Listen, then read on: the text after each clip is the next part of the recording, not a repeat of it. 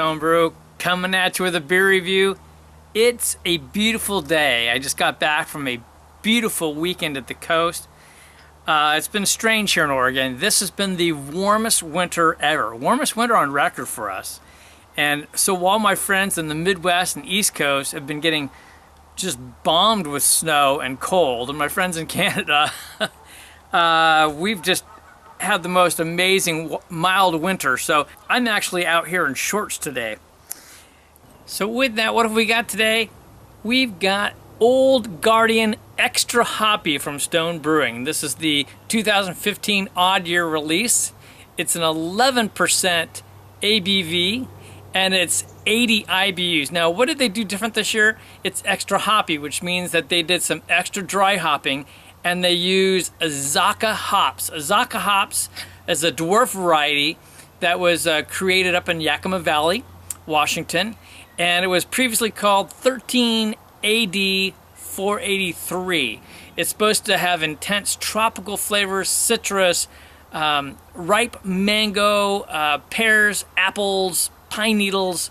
It's supposed to be a pretty intense little hop there. So we're gonna give this one a try. All right, beautiful looking beer. I poured a little aggressive there, but we've got a 2-finger head, and it actually has some nice golden tones to that head, really pretty.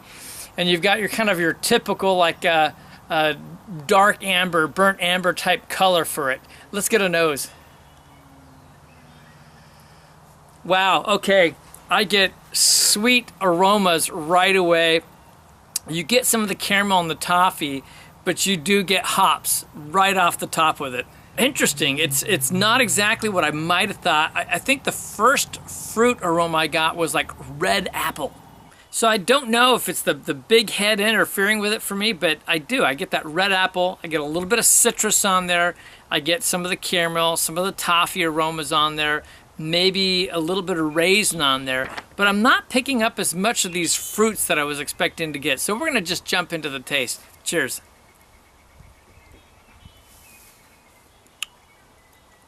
And there you go. Well, first thing that hits me right on the front of the palate is the sweet flavors. That sweet caramel and the sweet toffee flavors. Just the first thing to impact you. Yeah, very nice. It's I still get some of that red apple on there, but again, the caramel and the toffee, that's just right up front. That's the bulk of the palate. I get some really nice earthiness and some herbal flavors on it. Maybe a little bit of raisin on there, so some dark fruits, if you would say, but mostly it's just more of the raisin. There's a bit of spiciness almost to it, and there's some citrus on there, which is nice. And a little citrus rind. I'm not really pulling a specific citrus flavor, though, interestingly enough. And kind of a generic tropical sense on there as well. Now, I'm probably not getting this quite as fresh as some of the people down in California. You can see that it's just leaving absolutely beautiful lacing on the glass.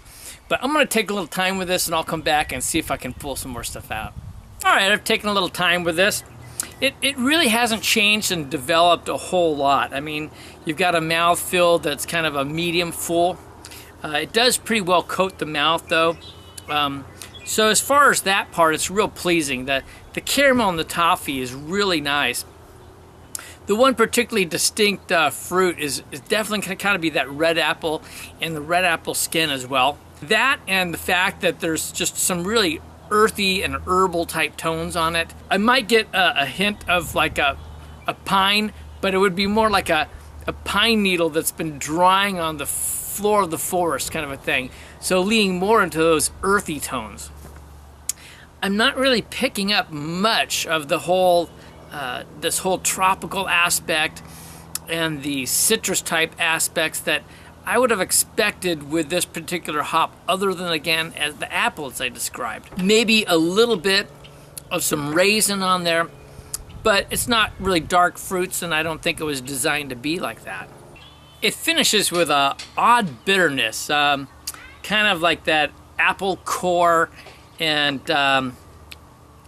boy, I'm not sure what else. But you know, honestly, for for my opinion anyway, for my money, I don't find that this is as good as the regular Old Guardian.